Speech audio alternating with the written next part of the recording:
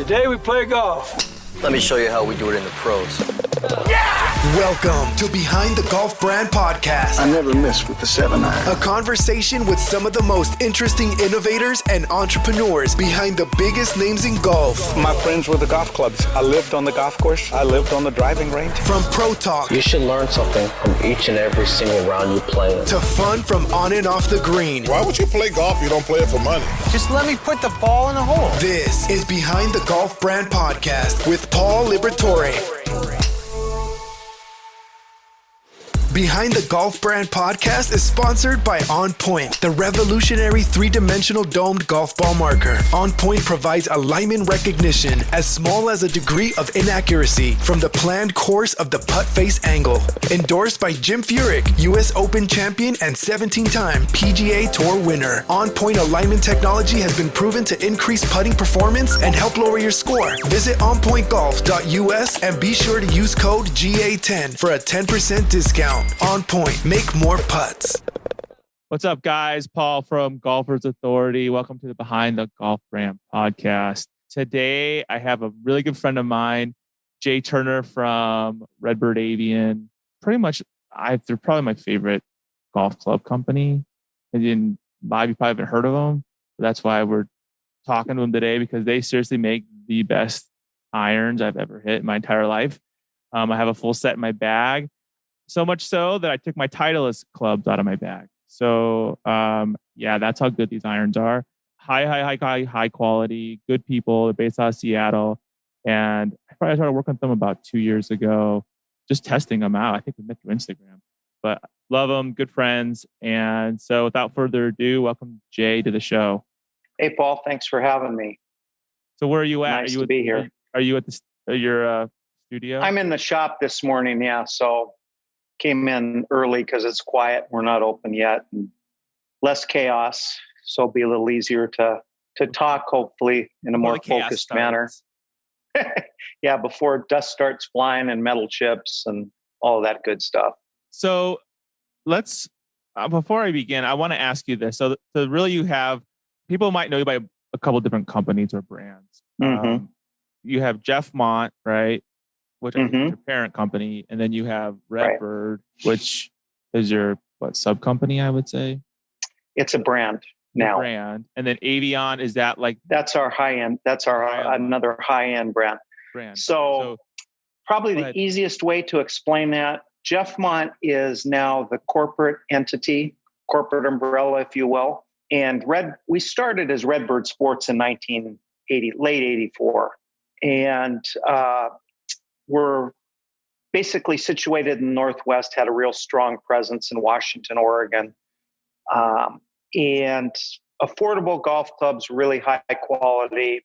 And in 2016, I was experimenting with higher end Japanese forgings and some milling and stuff we'd done in the past, and wanted to move into higher end offerings, if you will.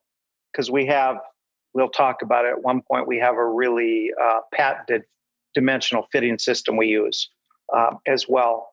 And so we reformed the company and brought Redbird and Avian under the Jeff Mont umbrella. And it's a little confusing, but it's kind of like the simplest way to explain it's like GM is to Cadillac and Chevrolet, for example.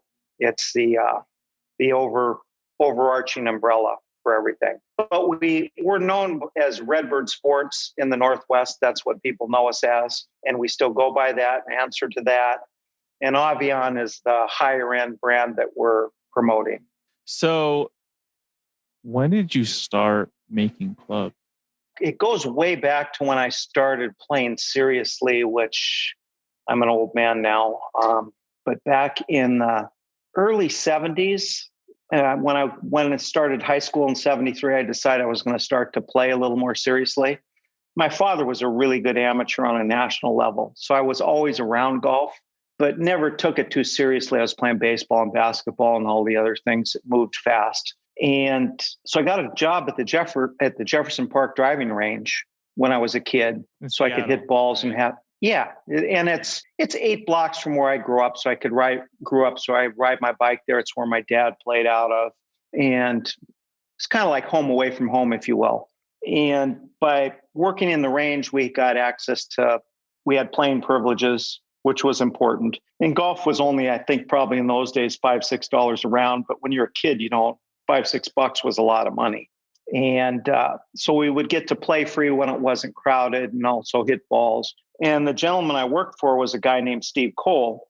He was the red half of Redbird, flaming red hair. I'm the bird half, Jaybird. And so he taught me the repair business. And this was in kind of what I call the golden age of golf clubs. You had Wilson staff irons, which were kind of the top of the heap with really nice forgings, McGregor persimmon woods, and litany of other brands that are no longer around. Spalding made some nice stuff. McGregor made a whole bunch of different things. They're no longer really in existence. And so in the repair business, persimmon woods took a lot of maintenance upkeep, and I worked on those, doing everything from refinishing to refacing to fixing cracks, you name it. And through that experience, you learn what works and what doesn't, and what really matters and what doesn't. So it's a fundamental grounding, if you will, in golf club design principles and functionality. And so fast forward, when I graduated from the University of Washington, I went to work for an importer. And this was in the very early 80s. And I was traveling all over Asia. And my father had a really serious stroke to the point of where they weren't going to let him out of the hospital. And so the neurologist, I told him, you're not going to put him in a home. And he said, well, you can't watch him. You're traveling all over the world. And I said, well, I'm quitting my job. And I had always had a repair shop in my dad's house. And so I started the club business. And I went back to Steve, who I worked for in the driving range, say, hey, let's start a club company. And we kicked names around and couldn't think of anything. And I said, let's put our nicknames together. And so it became Redbird. And so we started that at the end of 1985 officially. And we started with persimmon woods and cavity back irons. Ping I2s were popular at that point in time, very popular. I think that's what and so we did some similar irons. I think is what he had. Red Dot. Yeah, Red Dot. Yeah. He had those forever, like 40 years. Which corresponded to the club being a little flatter, built for a person that's a little closer to the ground. I didn't know that.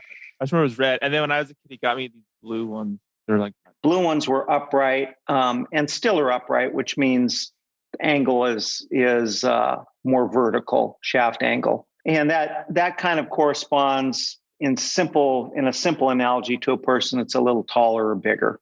But our dimensional fitting system, we isolate all those variables because it's not just how tall you are, it's how you're put together. Length of your torso, width of your shoulders. I didn't know any of this stuff. Like, I always thought like, oh yeah, clubs are, was never fitted before I was fitted by you. And it was like night and day difference. And we've never met in person, just to qualify that. So we have a form on our website where a person can enter. If you enter 7 variables, physical variables, which are height, fingertip to floor on your lead hand, so the left hand for a right-handed player, size of your hand from crease of your wrist to your middle finger, length of your middle finger, pant leg inseam, waist, and weight, we can calculate the correct length and lie angle for how you're put together. And that's our dimensional fitting system, which we have a U.S. patent on. Yeah, so let's talk about this for a minute. So let me tell you a story. So I met Jay, sorry. And he was like, hey, I have this, man, you got this Jeff Mont thing in my head. So I meet Jay. Jay's like, what you do is you go onto the website. He's like, I'll make you a set of irons, right? I'm like, awesome. So he's like, hey, let's go to my website, enter in all this information, and we'll come back to you with the fitting. And I was like, okay. And that's what I did, what he just explained. And I don't know, within a day, I had my fitting done, to the T. He's like, all right, this is what it is. This is all this is how we should make the clubs. And I was like, okay, you're the pro. I'm not. I have no idea what I'm doing. And sure enough, man, those clubs are like butter. I mean, first he sent me a 7-iron. That's what he did. First he sent me a practice 7-iron, right? And said, here's the 7-iron, and swing it, take it to the range, tell us how you feel. Does it feel right? Because then when when I swung that club, I had never felt a club like that in my life. And I'm not just saying that, try to like sell this. I'm being completely serious. Like this club, it was like butter. It's like cutting a knife through butter. My swing was perfect. I wasn't over, under anything. And I was like, holy crap. And so then once, a couple weeks go by and then Jay's like, hey, how's it? How is it? And I'm like, this is awesome. He's like, all right, we're going to make the rest of the irons now. And that's what we did. Right. And I love my irons. I love my irons. So the process, that's Paul's version of the process. But can you tell me or the listeners like the behind the scenes part of the process? Yeah, it's it all came out of, what's the easiest way to explain this? I'm a very visual person, so I see relationships, if that makes any sense. So I look at somebody and you can have a person that's never played before. And if the dimension of the golf club fits how they're put together, when they grab it and you tell them to set up in a playing position, they look like they can play because the size of the club forces them into the right posture, if you will. And so all of my guys in the early days, I taught to fit visually based on what they saw. And as we progressed and branched out of the Seattle area and things became a little more remote, it became relatively obvious that not everybody sees things the same way and interprets them the same way. And so I went back, and anything that's visual, you can quantify. And so I went back and developed a formula, because essentially what you're doing when you're dealing with the length and the lie angle of golf club, we refer to that as, it's size. And so you're just fitting the vertical height off the ground. And that's the starting point. Now, a lot of companies, they just, especially the big guys, they want to make one size fits all, which isn't a reality. And that is the inherent problem generally with equipment across the board, with the exception of ours and a few other companies that do it right, in my opinion. If the club does not fit well, you're going to have a tough time playing. It makes a hard game infinitely more difficult. And the analogy I use with people trying to simply explain it is, it's like buying a running shoe. You may be new to running, and you can go out and buy Usain Bolt's what he wears, for example. If the size isn't right, the shoe isn't worth a darn. Doesn't work. This is if it's too big. True. Until I met you and did this, I didn't really know one way or another. And I have like my Titleist that were, I can't remember. Like they're $2,000 irons. I remember, right? They make like most of the big guys make nice product, but in most cases it doesn't fit. That's what happened to me, you guys. Seriously. I had my old iron here. I had Titleist 718 AP2s, forged. Super expensive. I could not hit them with shit. Ever. Because they don't fit you. And the funny thing was, like, I was like, oh, these are the best, blah, blah, blah, And dude, not at all. I mean, they probably are great clubs. They're just not made for me. Right. So like, right. And I mean, this is off the rack, like this wasn't like I was fitted for them, and that's a big disappointment when you're spending $2,000 for irons, and then you're no better than you were before. With my old pings that I had that were like seriously 20 years old. Like, I mean, I was like, forget this. I mean, I still use them because they look cool in my bag, but I don't know. So it's very true. Very, very, very true. What you're saying. I would 100% agree. And I've been all over the country the last, we patented the fitting system. We received our patent in 2011. And since then, I had been kind of on a quest to license the system so that because it would work perfect for a bigger company. You're able to identify what each person needs really quite simply within 2 minutes. And then you can continue on to the rest, because fitting is just not size. It's just not shaft. It's just not head model. It's all of these things. And you start with, if you get the size correct, then you can move on to, okay, how do you break the set down? Where do the irons start? How many hybrids are there, if you will? Where are the lofts on the fairway woods? What kind of shafts are you going into? What kind of flex? What's the grip size should be at the very front as well. which our system identifies that also. But you do this in a logical fashion so that all of the various components of what comprise a total fit work best for the individual. And what became readily apparent is the one thing you see with most of the major companies now, they all have innovation and AI and all of this, when in reality, they're not very innovative at all. They're basically all followers. One company does one thing and all the rest do their own version of it. And it basically gets back to one size or one thing. And one thing or one size or one variable is not good for the entire golfing population. It's an individual game. And our system gives us a way to identify a person's unique characteristics and needs, and then we address those. So we're a boutique, in other words. We're like a high-end corner tailor. You come in and we start after we know you, after we've measured you, where the big company is ordering 100,000 sets. Walmart. You're Walmart. Right. Yeah. They start with, how much we need to sell in a given year and then work backwards. What we need to sell, we need to do $20 million in irons. So we need to sell 100,000 sets. Yeah. And then figure out how you build it. And you don't even know who your customer is at that point. And so you're trying to fit a square peg into a round hole in a lot of cases. And it's not really good for the golfer. The cost is pretty much close to the same, in my opinion. Right? Yeah, we're a high-end brand, but there isn't a lot of difference.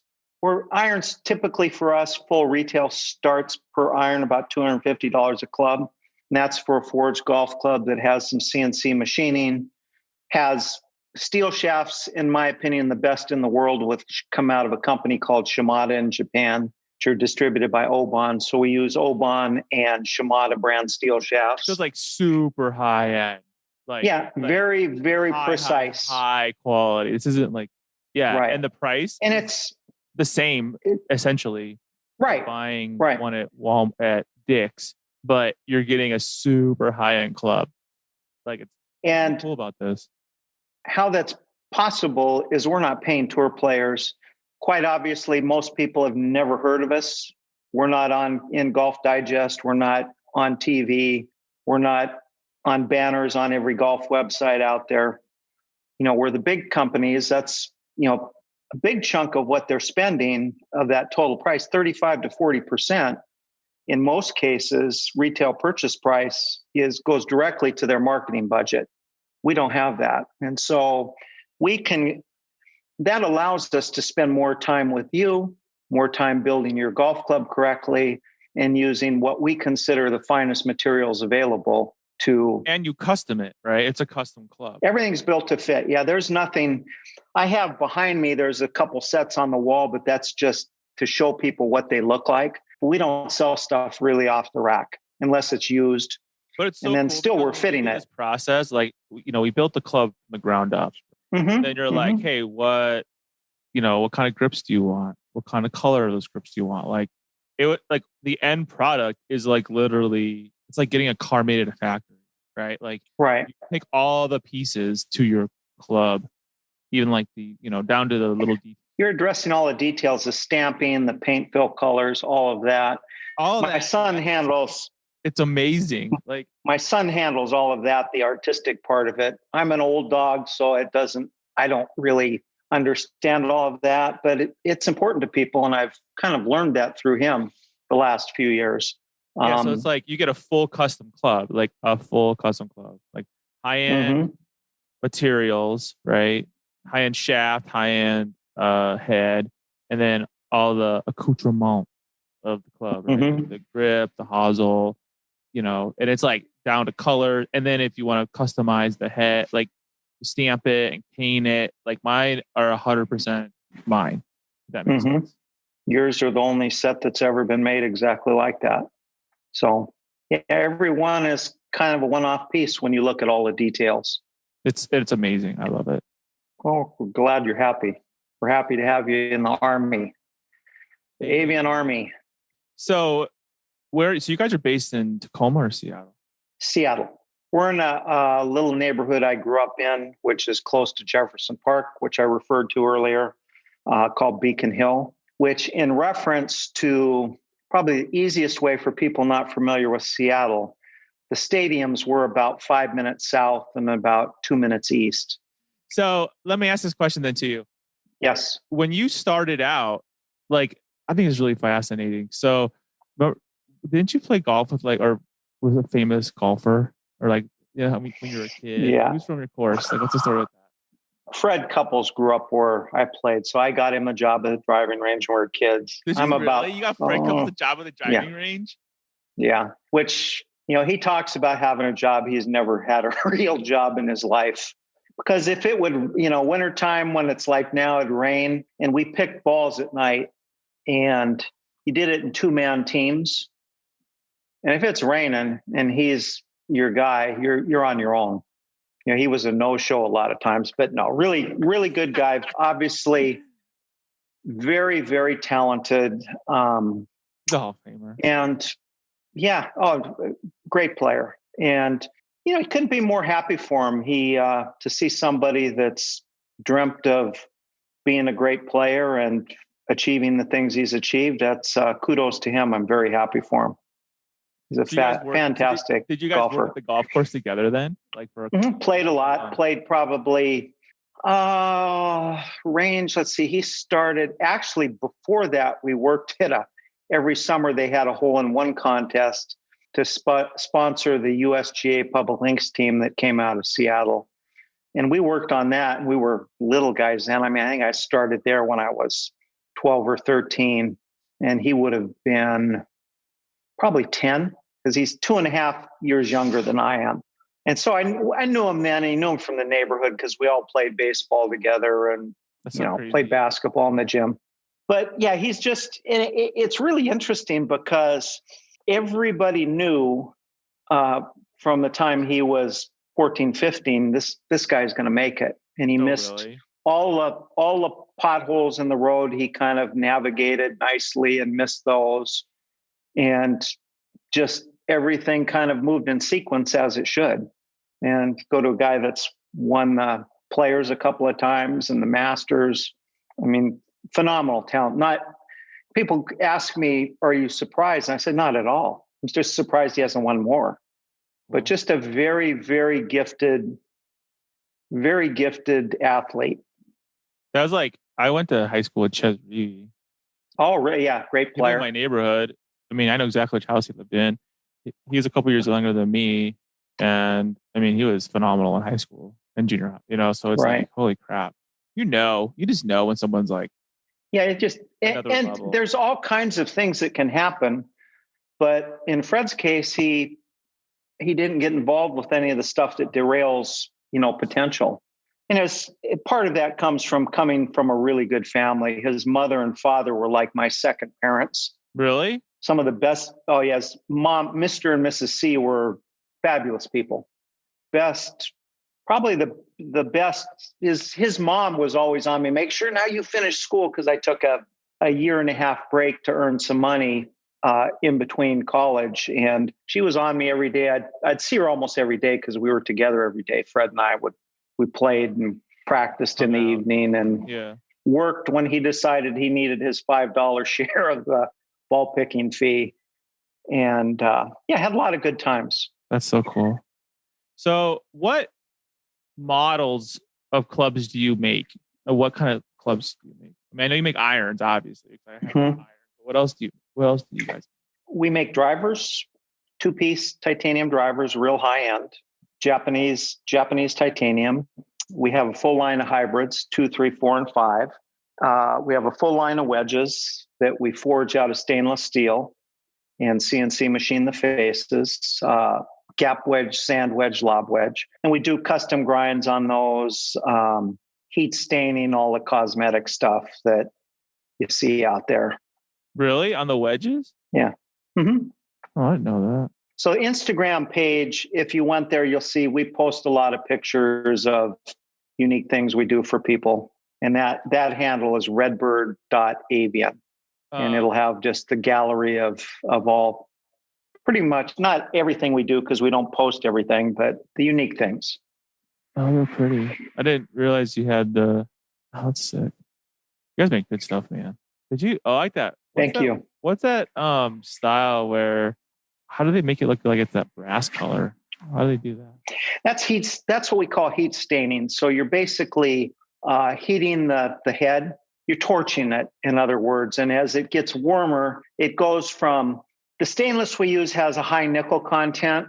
So when you look at it in light, it's not really silver. It's kind of got a little tiny bit of a yellow cast to it, which comes from the nickel content. And as you heat that and get it warmer, it goes from that kind of lightly yellowy silver to more of a straw type yellow. And as it gets warmer, it goes to more of a darker gold, then a bronze with purple glints. And then as it gets almost red hot, when it cools, it's kind of a dark blue and kind of muddled type finish with all different colors. Yeah, it's that's something we've done for years. We've done a lot of things. I don't know if we weren't the first probably doing that, but for example, milled faces, we started doing that on irons in 1998 before anybody did it. And we did it mainly because it provides a flat surface. So that's how you get that bronzy color then, right? Yeah, It's just But then it's just how heat. do you guys do the one where it's like the purple color? Just the more bronze heat. one too, just the way the light's hitting it. No, it's actually more heat. If it's really? got some purple glints in it, it's gotten warmer. Mm-hmm. Oh, that's so cool. So that's it's gorgeous. my son man. does all of that stuff. That's kind of that definitely is an art. It is like art. It almost like, I don't know. It looks beautiful. You guys have to check it out. So when did you guys start doing hybrids? Hybrids we've built since 2001. Oh, wow. So when it's kind of when they start taking off, right? Yeah, they kind of came into vogue then. Basically, we built 1-irons and 2-irons through up until probably, we had a 2-iron up until about 5-6 years ago. We still have 2-irons in older models. But hybrids eventually have replaced that. So right now, you guys, the irons you guys make are the 335, right? The 535. 335 is a blade. 535 is what you have. You have a 530, which the 535 is the newer version of that. And then 735. And the unique thing about our iron series is those are all blendable, which means from a plane position, when you set them down, the leading edge and the hosel have the same orientation. So you, for example, can build a set with blades 8, 9, and wedge, 7, 8, 9, and wedge if you wish, and then go to a more forgiving, bigger cavity in the 535. And then in the longer irons, if you want to go to a 735, which is a little more forgiving because the cavity is bigger and the weight's a little lower, and do that. And from a plane position, when you look at them, they look like they're all the same set, looking down on them. The only thing that's changed is where the weight's positioned in the cavity. The head is the blank is exactly the same size. And there's a lot of companies offering blended sets, but they don't really look like they belong. You know, you'll have the longer irons would be clunkier and thicker from a top-down view, an address position view. And then as you get into, you know, the more bladey ones, they're more sleek. Ours, we tried to do everything so that you couldn't, they look like they all were family, brother and sister, if you will, throughout the whole set. So then what's the difference between 7 and 5? 7 just refers to the amount of perimeter weighting. So the 7 has more perimeter weighting. The cavity is bigger in the back. Oh, I see that. I'm looking at a picture of the two, and it's like it is bigger. There's more cavity there. Yeah, totally. You can totally. But when you put it down in a plane position, you could not tell which one's which. So Absolutely what kind of player not. would want a more cavity than a less of a cavity? Somebody that's looking for a little more forgiveness needs the 735 launches the ball a little higher as well. So somebody that's looking for a little bit more of an increase in trajectory. And that kind of, also it's a lot of personal preference. And an example I'll use, we have a young man named Sean Cotto who won the Washington State Amateur last summer. plays at Oregon State collegiately. Really good player. And he came in his latest set that we built him last fall. When we had these new ones out, he was going from a 530, which is what you have. And I figured he would probably do blades in the short irons. And what he did was he went to the same model he was playing because he wore out the other ones. He hits the spot he hits it in is ridiculous. It's like a dime. He went to the same one he was using in the short irons, and then he put the most forgiving one in the long irons. And I'm asking him, going, God, that isn't what I would expect you would have done. And he goes, hey, if I'm 210 out, I need all the help I can get. If I can get any kind of little edge and it'll let me get away with a mishit a little bit more, I'm going to take advantage of that. Really smart young man. And clearly somebody that's thinking and evaluating his game and trying to figure out the best way to play. So it's not always, it doesn't always, the more forgiving ones are not always for the highest handicap, if you will. That's the point I'm trying to make.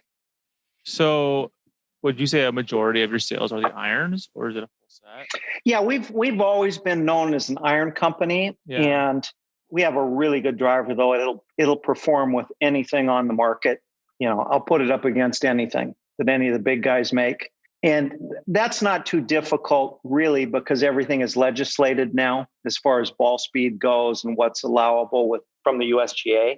But from a quality standpoint, we're dealing with really, really high-end materials and processes, which makes it very, very easy to compete head-to-head with all of the big name brands. But, what most people that have known us over our years, we're known as, I have Redbird irons, or I have Avian irons, or I have, this. That's where our bread and butter is. I mean, you guys and the fitting system. I love your irons. Like, seriously. Has a lot to do with the fit. And when they're built to fit you correctly, you're hitting the ball off the turf. There isn't a lot of room to make a mistake. And so the more precisely we can fit it and build it to fit, the better chance you're going to have to hit solid shots that go where they're intended. You want the club is a tool, so it should be contributing to your success, not hindering it. And that's the fundamental cornerstone of our entire philosophy, is build things precisely where you're eliminating variables that can be eliminated. Then it all falls in your lap of what happens at that point. So what's coming out for you guys? You got any new stuff coming out this year, new clubs? Yeah, we have. We just brought out another driver, which is a mid-launch, and we didn't have anything in the middle. We had a tour launch, which was about 9.5 degrees. Now we've taken that from 8.5 to 9. We brought out a mid-launch, which is 10 to 11. And then we have a high launch. So now we have a complete driver line. High launch is 12.5, 13 for ladies and seniors, slower swing speeds that need help getting the ball in the air. We have a new 3-wood that's coming out. We brought out a new hybrid. We put a 5 into the line. We have a new putter model that's be out in about a week. That's a shorter hoselled square back. So that'll be showing up. And also some new wedges down the line. And we'll be refining some irons later in the year. We usually keep designs in the line for at least 2 or 3 years. So, because there are no miracles design-wise, year to year, model to model. Quite honestly, it's all about fitting. It's all about fitting and building it right. We're not going to be that. Well, this goes 10 yards further now. This iteration is 8 yards further. Oh, you're not gonna. Yeah, you're not bullshit. We're not playing that game because it's the it's new not one true. Just came out and it's better than last year's model. Yeah, it does this and it does that. And we're like, yeah, we'll call it the new model, but it's because we found a way of refining what we already did. Yeah, and usually when we change irons, we're basically now just addressing small things that we didn't like, how it looked. So it's changing the shape a little bit more than anything. So you just got back from Hawaii, right? No, I'm actually, I haven't gone yet. I'm going to go. We usually go for the Hawaiian Open, but with COVID, We didn't go this year, and we had I know you always go for young January. man. I remember you telling me that. Yeah, always go over for the Sony as a rule because we do fittings there with the Aloha section of the PGA, but no spectators this year, so that didn't happen. And kind of the bummer with that is I have a young guy that has played our clubs. I've had him since he was 10 years old, young Hawaiian kid. He's now 21. He's a redshirt sophomore at the University of San Diego. He qualified to play in the Sony. And he missed the cut, but he shot 74, 73. And I would love to have gone over and watched him a little bit. Cheered him on. But yeah, but he really, that's been kind of the best part of this is watching the young kids now that are my contemporaries from the early days that you helped when they were little. Ryan Moore, for example, we built his first real set of irons when he was about 10 years old. It's crazy. To see guys like that succeed, and grow up, it's very, very rewarding in that sense. Well, they grew. It's cool to see. Watch these kids, watch them grow into really good players. Right, and Evan is one of those. He's going to do really well in whatever he chooses to do. He's a very, very bright young man, has a really good attitude, and he's a pleasure to work with. So I'd like to get to a point somewhere if he decides he doesn't want to play, where we could hire him down the road. To be honest, that'd be cool. I mean, he would be an asset because you guys make really good clubs, but then it's like even the artistic ability of what your son does too is like off the charts. Yeah, he's. It's funny. He's been around the business since he could walk. He was in here when he was 2, because when I started, the last few years of my dad's life, I'd bring my dad here. And so my son would be running around getting things for him. But it's interesting because he's worked part-time all the way growing up. And now when people ask, I refer to it, he's the future, I'm the past. But it's interesting to see all the little nuances and things he's picked up that I didn't realize he was absorbing over the years, the past 28 years or so. Pretty incredible. Through osmosis, right? Like, yeah. And he's the TrackMan guru in the shop. He's very, very gifted and knowledgeable with what all that data means. So he's the is your daughter he's the still expert. Helping you too? Yeah, she does marketing. She works full time for Boeing as she's a buyer, I guess would be the simplest way to put it. It's not her official title. Yeah. But that's her day job. And then she works on the side with us with marketing and doing website stuff and all of that. So it's a family affair. Hey, that's what I love when you're smaller, you're able to make decisions and not, we're nimble. Yeah. You're nimble. That's exactly what it is. It's not like you're not the Titanic, right? Like, right. And that's, it has pluses and minuses. Some of the minuses are you don't have the resources or the capital to do everything you'd want to do. But then on the flip side, we can do things and run circles around a big guy. And that part is kind of satisfying. And I've had them when we've had, and this is bigger companies, I'm not going to say who, but I've heard this a couple of times. We can't do what you do. And I'm going, God, that's amazing, because we're a small, undercapitalized company and we can do it. You certainly should be able to do it. You choose not to do it is really what it boils down to. That's just so cool. I mean, I just like what you guys do because you make really good clubs. I mean, at a good price. We make really good clubs that fit. Yeah, and that work impeccably. And there's no BS. And it I mean, honestly, like, I've never hit my irons better in my life, like, ever. So, I mean, so anybody that goes on the website that wants to get it, we do that fit that we initially did for you for free for people. And we provide what a 6 iron should be and what a driver length should be. And give a recommendation of what we would put the person in without talking to them other than just seeing their answers. And if anybody fills out that evaluation thoroughly and accurately, we'll give you a pretty good answer that you can take to your local club fitter or your pro and get something ordered. whether it's Ping, Titleist, what have you. It'll give you a starting point that's really quite accurate, and it won't cost you a dime. There's no obligation. And that's our little gift back you're not to like golf. hunting these people down to, No. you know what I mean? Like, oh yeah, it's like Warrior Custom Golf. It's like where you buy something one time and they don't ever leave you alone for the rest of your life. Like you're just like, hey, you can try it out. No. We'll give you a fitting guide and we'll tell you what you need to be doing, just so you know. And if you buy from us, that's cool. And if you don't, that's cool too.